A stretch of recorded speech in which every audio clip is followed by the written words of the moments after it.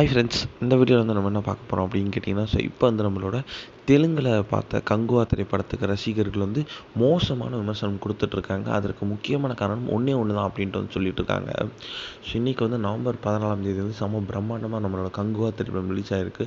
So இந்த திரைப்படம் வந்து ரசிகர் மத்தியில் ஒரு மிக்சடு ரிவ்யூஸ் தான் பெற்றுட்ருக்கு.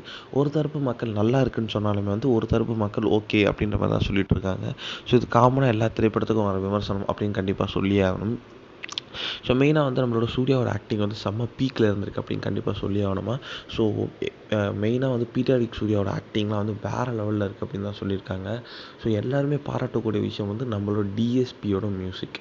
ஸோ அதை வந்து ஒருத்தர் கூட விட மாட்டாங்க. ஏன்னா வந்து எல்லா இடத்துலையும் வந்து கூஸ் பம்ப்ஸ், மெயினாக வந்து தலைவனே சாங்ஸ்க்கெலாம் வந்து மொத்த தேட்டரும் வந்து ஸோ எதிர்த்து வந்து கூஸ் பம்ப்ஸ் ஆன மாதிரி வந்து ரசிகர்கள் சொல்லியிருந்தாங்க. ஸோ இந்த நம்மளோட கங்குவா திரைப்படம் வந்து நிறைய மொழிகள் வந்து ரிலீஸ் ஆச்சு அப்படின்னு நம்ம எல்லாருக்குமே தெரியும். ஸோ அதேமாரி வந்து தெலுங்கில் வந்து நம்மளோட கங்குவா திரைப்படம் ரிலீஸ் ஆச்சு. கிட்டத்தட்ட நம்ம தெலுங்கு ஸ்டேட்டோட அடாப்டட் சன் சூர்யா அப்படின்ட்டு வந்து அவருக்கு ஒரு பட்ட பேரே இருக்குது அப்படின்ட்டு நம்ம எல்லாருக்குமே தெரியும். ஆனால் வந்து தெலுங்கில் வந்து ரசிகர்கள் வந்து ஸோ காலையில் ஷோ பார்த்துருக்காங்க. அதாவது ரொம்ப ரொம்ப ஒஸ்ட்டு டப்பிங் ஸோ அப்படின்னு ரசிகர்கள் வந்து கம்ப்ளைண்ட் பண்ணியிருக்காங்க.